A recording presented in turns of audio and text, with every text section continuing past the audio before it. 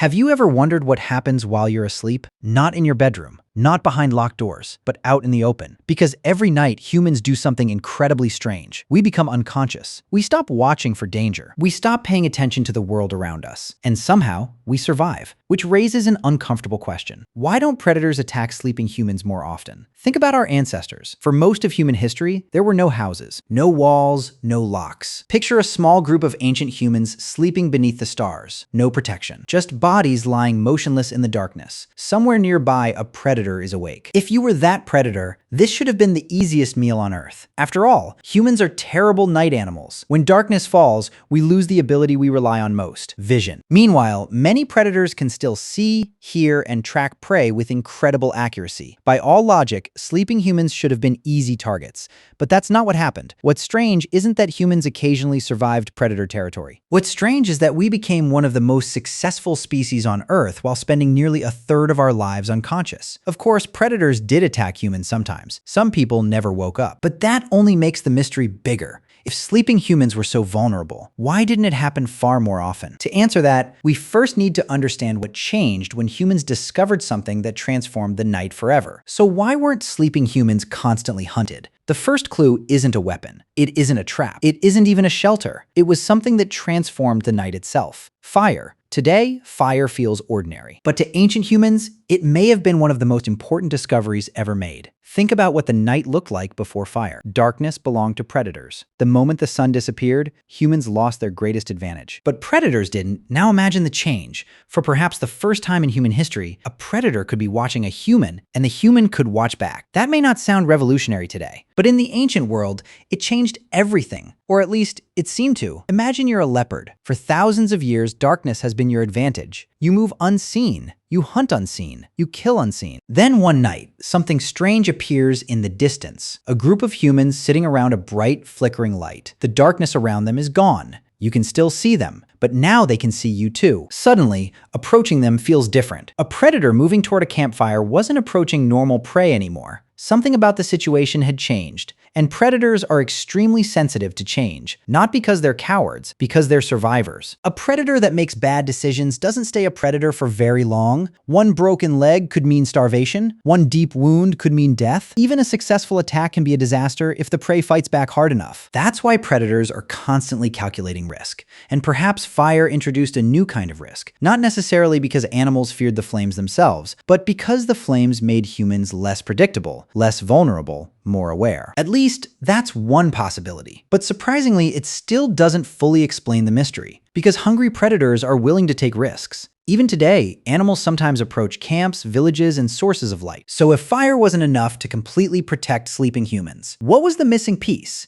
To answer that, we need to stop thinking like humans and start thinking like predators. But if fire isn't the complete answer, then we need to ask a different question. What makes humans such unusual prey in the first place? To understand that, imagine you're a predator, not a hungry one, an experienced one, an animal that has spent its entire life learning patterns. Because that's how predators hunt. A deer behaves like a deer. A rabbit behaves like a rabbit. A zebra behaves like a zebra. After enough experience, predators learn what prey is likely to do next. And that's incredibly important, because successful hunting is often about prediction. The better you can predict your prey, the easier it is to catch. But humans are strange. Humans break patterns. Sometimes they run, sometimes they don't. Sometimes they scatter. Sometimes they gather together. Sometimes they look weak. Then suddenly they become dangerous. To a predator, unpredictability can be more dangerous than strength. In fact, many predators would rather attack a stronger animal they understand than a weaker animal they don't. Because familiar prey follows familiar rules. Humans often don't. Imagine approaching what appears to be a lone human. Then suddenly more humans appear. Imagine targeting an injured human, then being met with resistance you didn't expect. Imagine encountering a species that constantly changes its behavior depending on the situation. From a predator's perspective, that's frustrating and potentially dangerous. Over thousands of years, humans developed a reputation unlike almost any other animal. Not necessarily because we were the strongest, but because we were the hardest to predict. And the strange thing is that this reputation didn't disappear when humans fell asleep, because predators weren't judging a sleeping human in isolation. They were judging everything that came with that human. And that's where the story takes another unexpected turn, because ancient humans rarely spent the night alone. Ancient humans may have had a secret advantage that most predators couldn't easily understand. Even while everyone appeared to be asleep, somebody was often awake. At first, that sounds impossible. If a group of humans goes to sleep, shouldn't everyone be unconscious at the same time? Surprisingly, not necessarily.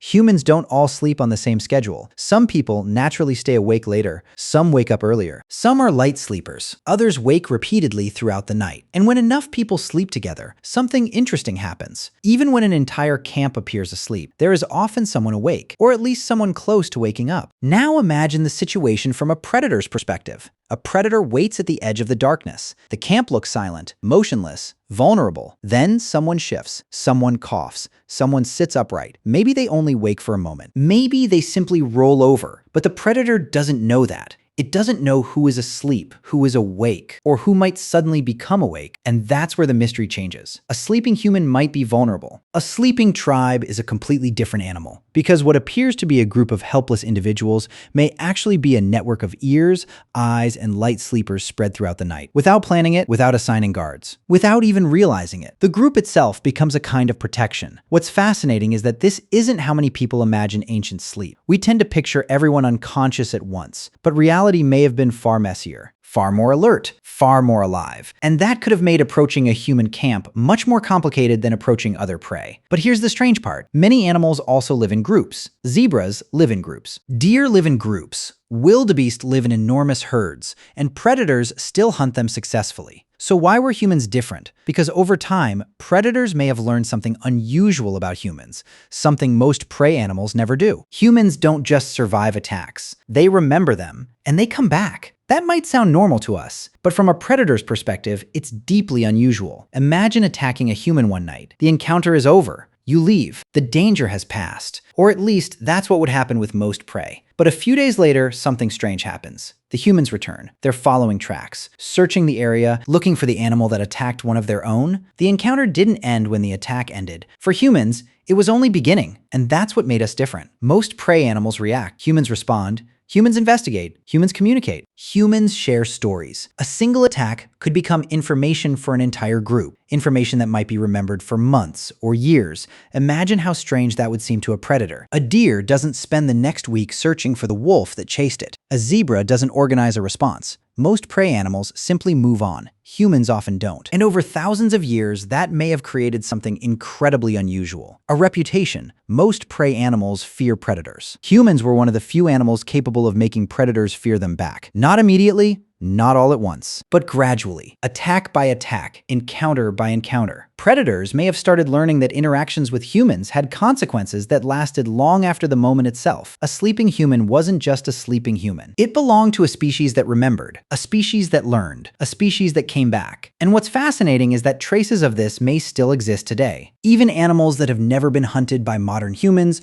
often behave cautiously around us, as if humanity's reputation arrives before we do, as if animals somehow recognize that humans are not ordinary prey. Which leads to an even bigger mystery. At some point, the relationship between humans and predators began to change, slowly at first, then dramatically, because there was a time when humans feared predators, but eventually predators began fearing humans more. And that may be the moment everything changed. But if predators learn to avoid humans, then why do predator attacks still happen today? It's a strange contradiction. After all, we've seen that humans are unusual prey. We sleep in groups. We remember attacks. We retaliate. Over thousands of years, predators had plenty of reasons to become cautious around us. So why would any predator still take the risk? The answer begins with a surprising fact. Most predators don't actively hunt humans. In fact, many predators spend far more effort avoiding humans than hunting them. That may sound obvious, but think about what it means. For most of human history, predators and humans shared the same landscapes. If humans were truly ideal prey, attacks should have been common, constant even. Instead, they were relatively rare. And that suggests something important. A predator isn't asking, can I kill this sleeping human? It's asking, is this worth it? Those are very different questions. A sleeping deer is still prey. A sleeping rabbit is still prey. But a sleeping human belongs to a species with a reputation. The predator doesn't know this specific human. It doesn't know this specific camp, but it recognizes the pattern, humans. And that pattern carries baggage, fire, groups, noise, weapons, resistance, memory. The predator isn't evaluating the individual, it's evaluating the species. And for many predators, that calculation often ends the same way. Not worth it. But that's where things become interesting, because avoiding humans doesn't mean fearing every human. Predators aren't following a rule, they're making decisions. And sometimes the decision changes. Sometimes a predator is desperate, sometimes it's injured, sometimes it's young and inexperienced. Sometimes it encounters a human who appears unusually vulnerable, which means attacks still happen. Not because humans are preferred prey, but because circumstances occasionally make humans look like an opportunity. And that reveals something important. Predators aren't actually looking for humans, they're looking for opportunity. And sometimes those aren't the same thing. Predators aren't actually looking for humans, they're looking for opportunity. And that distinction may explain almost every predator attack that has ever happened. Because a healthy predator can afford to be selective. A starving predator can't. Hunger changes calculations. Desperation changes calculations. Survival changes calculations. Imagine a healthy leopard moving through the darkness. It spots a sleeping human. The human is vulnerable. The human is alone. And yet the leopard keeps moving. Why? Because there are easier options, safer options, more familiar options. From the predator's perspective, the sleeping human simply isn't worth the uncertainty. Now imagine the same predator months later. It's older, injured, hungry. Its normal hunting strategies aren't working. The prey it usually catches keeps escaping. For the first time, the calculation begins to change. The sleeping human hasn't changed. The predator has. And that's an important difference, because predator attacks are often less about humans and more about circumstances. A drought, a harsh winter, an injury, a food shortage. These situations force predators to take risks they would normally avoid. Suddenly, an option that once seemed unappealing starts looking possible. And that's why the mystery isn't really why do predators attack humans? The bigger mystery is why don't they do it more often? Because when conditions are normal, humans usually aren't the preferred choice. Most predators would rather hunt the prey they've evolved to hunt, the prey they understand. The prey they've successfully caught thousands of times before. Humans often enter the picture only when something disrupts that pattern, and that reveals something fascinating. The relationship between humans and predators was never built entirely on fear. It was built on calculation. A predator sees a sleeping deer and sees food. A predator sees a sleeping human and sees a decision. And over thousands of years, that decision often ended the same way. Not worth it. But over time, something even stranger happened. Humans didn't just become difficult prey, they became something predators rarely encounter in nature. A prey species capable of becoming the hunter. For millions of years, predators decided who lived and died. Then, for the first time, something began deciding their fate instead. And that raises a new question. If humans became so dangerous, why do some predators still seem completely unafraid of us today? If humans became so dangerous, why do some predators still seem completely unafraid of us? The answer may have less to do with the predator species and more to do with its life story. Imagine two young predators born in completely different worlds. One grows up near humans. It hears distant voices, smells campfires, sees older animals disappear the moment humans appear. Over time, it learns a pattern. Humans mean trouble. Now imagine another predator. Same species, same instincts, but a completely different life. It grows up in a place where humans are rare. Maybe it has never encountered one at all. Nobody taught it to be cautious. Nobody showed it what humans can do. To this predator, a human isn't a warning sign. It's a question mark. And that creates a fascinating possibility. Two predators of the same species can react completely differently to the same human. One turns around and leaves. The other walks closer. Not because they're different animals, because they've learned different lessons. In many ways, predators don't inherit detailed knowledge about humans. They build that knowledge through experience. And that may help explain why attacks still happen, especially among younger animals. Young predators make mistakes. They test unfamiliar opportunities. They explore boundaries experienced predators already understand. A seasoned predator may look at a sleeping human and immediately lose interest. A younger predator might not. Not because it's more dangerous, but because it knows less. And suddenly, the mystery starts to look different. The question isn't simply, why don't predators attack sleeping humans? The question becomes, which predators have learned not to? Because sometimes the difference between an attack and no attack has less to do with the species, and more to do with experience, more to do with memory, more to do with what that individual animal has learned about humans. And that leads to a surprisingly deep realization. A sleeping human may look vulnerable, but a predator isn't always reacting to the sleeping human itself. It may be reacting to thousands of generations of encounters with the species behind it, which raises an even bigger question. If humans have shaped predator behavior for so long, could predators have shaped human behavior too? If humans have shaped predator behavior for thousands of years, predators. Could predators have shaped humans too? Because long before predators learned to avoid sleeping humans had to worry about predators every night. Think about what sleep meant to our ancestors. Not comfort, not relaxation, not a mattress behind locked doors. Sleep meant becoming vulnerable. It meant closing your eyes in a world where danger was real. And that may have left fingerprints all over the modern human mind. Think about something most people experience. You're lying in bed at night. The house is quiet. Then you hear an unexpected sound. A creak, a rustle, a noise you can't immediately explain. Instantly, your attention locks onto it. Why? Because your brain treats unexplained sounds in the dark differently than unexplained sounds during the day. And it may have been doing that for a very long time. After all, every night our ancestors went to sleep knowing the danger was real. Most nights were probably uneventful. Most people likely woke up safely. But evolution doesn't care how often danger happens. It cares what happens when you're wrong. And that's a fascinating distinction. Fear is not a response to actual danger. Fear is often a response to possible danger. The possibility was enough. A predator didn't need to attack every night. It only needed to attack occasionally. And suddenly, paying attention to strange sounds became a valuable survival trait, which leads to a surprising realization. The fear of predators may have shaped human psychology far more often than predators shaped human mortality. Predators may have killed relatively few humans,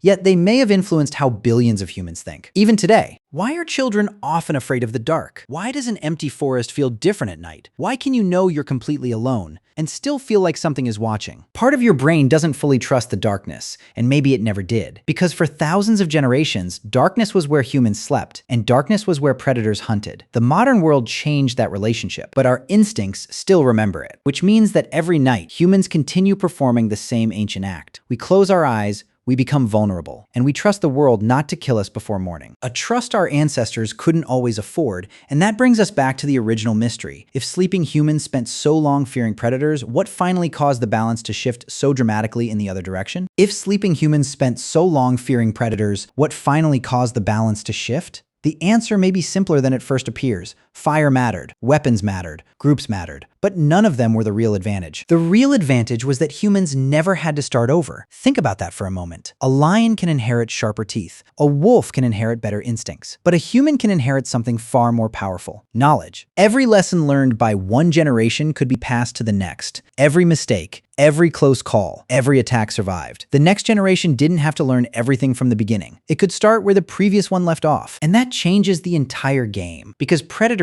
evolve slowly. Humans learn quickly. A predator might need thousands of years to develop a new advantage. Humans can develop one in a single lifetime. Then share it, then improve it, then pass it on. Again and again, over thousands of generations, those lessons began to compound. And that's what makes this story so fascinating. Sleeping safely wasn't a gift. It was an achievement, built over countless nights, countless dangers, countless humans who figured out one small way to survive and pass that knowledge forward. Eventually, predators weren't facing individual humans anymore. They were facing the accumulated experience of an entire species. And perhaps that's the moment the relationship truly changed, because predators evolved to hunt animals. Humans became something evolution never prepared them for, a species that could learn faster than nature could adapt. Which brings us back to the simple act we've been talking about this entire time: sleep. Every night, humans do something that should be dangerous. We close our eyes, we become vulnerable, we surrender awareness of the world around us. And yet, most of us do it without fear. Not because predators disappeared, not because danger vanished, but because thousands of generations before us